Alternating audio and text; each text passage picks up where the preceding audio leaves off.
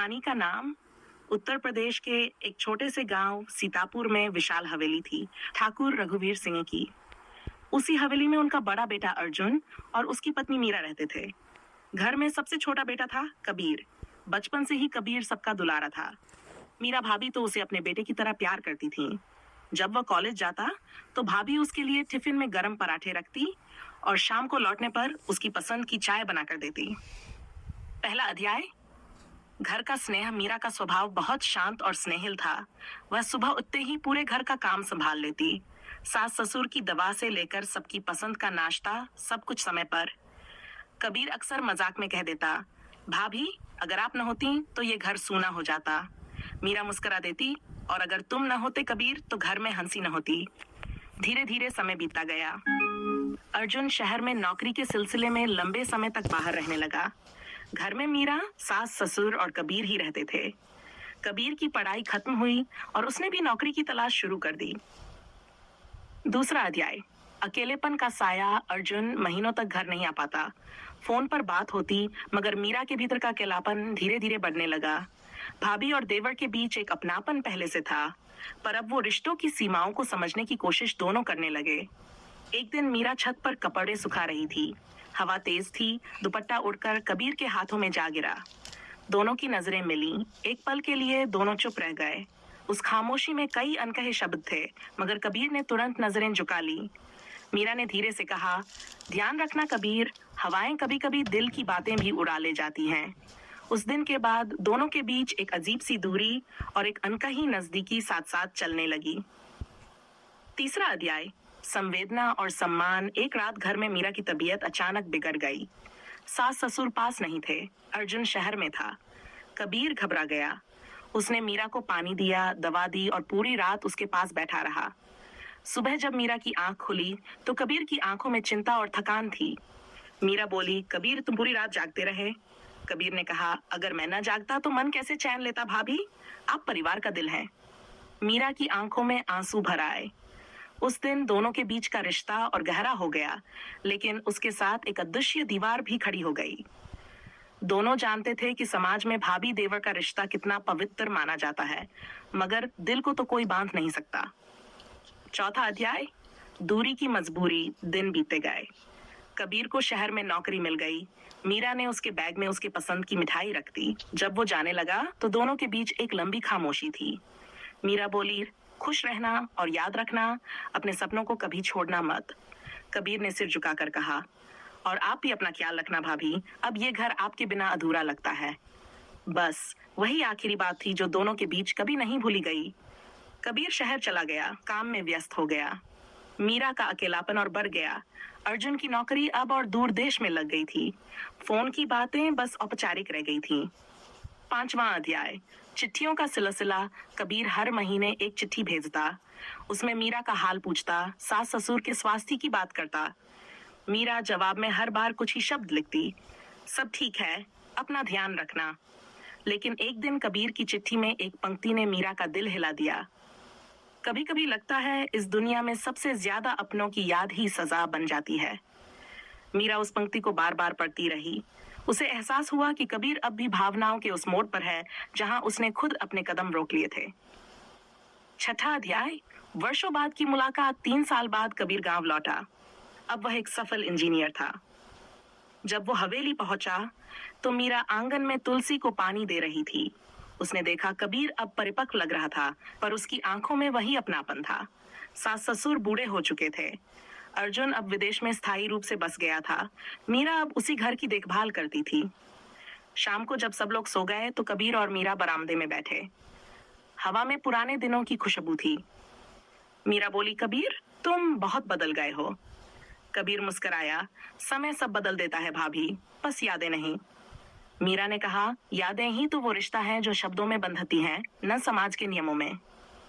कबीर ने सिर झुका लिया, बोला, मैंने हमेशा आपकी इज्जत की है भाभी, कभी भी उस रेखा को पार नहीं किया। मीरा की आंखों से आंसू टपक पड़े। मुझे तुम पर हमेशा गर्व रहेगा कबीर। 7वां अध्याय। अंत जो अमर बन गया। समय बीतता गया। सास ससुर चल बसे। मीरा अब अकेली रह गई। कबीर ने लाख कहा कि वो मीरा को अपने साथ शहर ले चले, लेकिन मीरा ने मना कर दिया। ये घर अब मेरा सब कुछ है, मैं यहीं रहूंगी, तुम आते रहना बस। कबीर हर महीने आता, मीरा के पैरों में बैठकर हाल पूछता। वह कभी उस रिश्ते को कोई नाम नहीं दे पाया, मगर दोनों के बीच का बंधन हर रिश्ते से गहरा था। एक दिन मीरा ने कहा, कबीर कभी मैं न हूं तो इस घर की तुलसी की देखभाल तुम करना। कबीर ने वचन दिया, आपके बाद भी ये आंगन सूना नहीं होगा भाभी। कुछ वर्षों बाद मीरा का देहांत हो गया। कबीर ने उस दिन हवेली की तुलसी में आंसू गिराए। उसने वही चिट्ठियां पढ़ी जो कभी मीरा ने लिखी थी।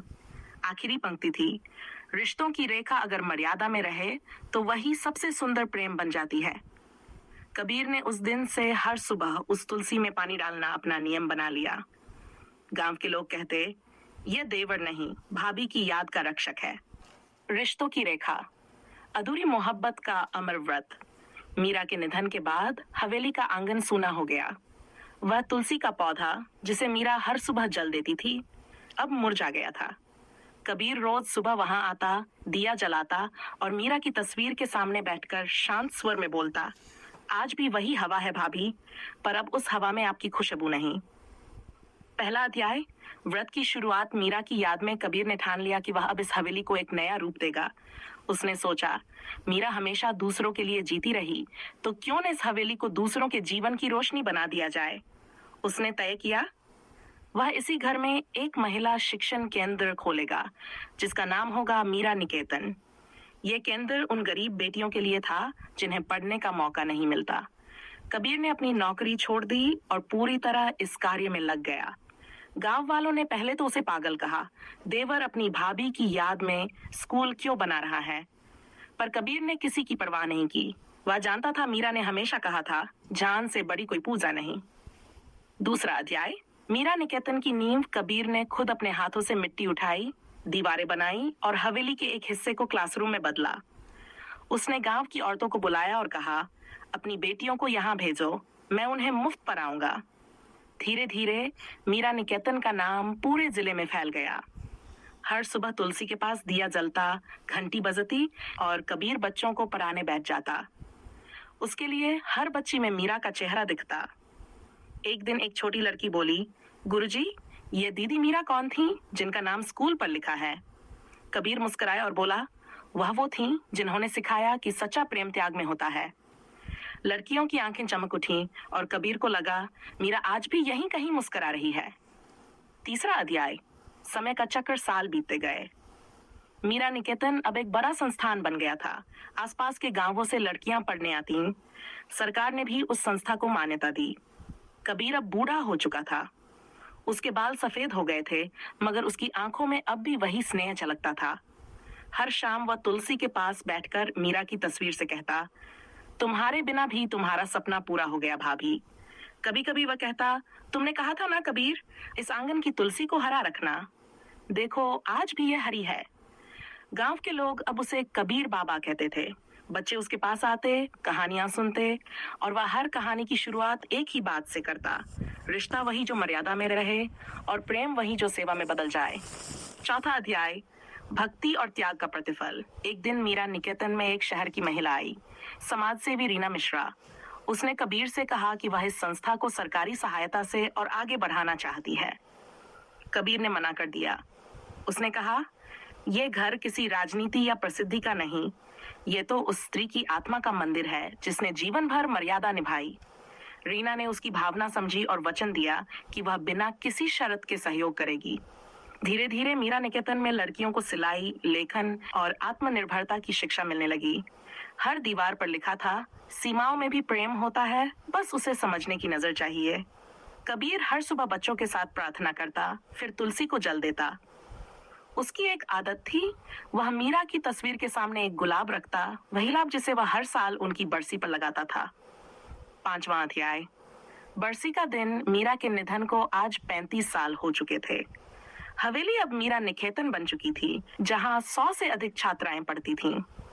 उस दिन कबीर ने बच्चों को संबोधित करते हुए कहा, आज जिस स्त्री की याद में यह स्थान है, उन्होंने कभी प्रेम का नाम नहीं लिया, पर पूरे जीवन प्रेम को निभाया। उसने सबको तुलसी के पास ले जाकर मीरा की तस्वीर दिखाई। बच्चों ने फूल चढ़ाए और कहा, मीरा दीदी अमर रहें। कबीर की आंखें नम थीं पर होंठों पर मुस्कान थी। उसे लगा जैसे मीरा फिर से उसके सामने खड़ी है, वही सादगी, वही शांति। छठा अध्याय।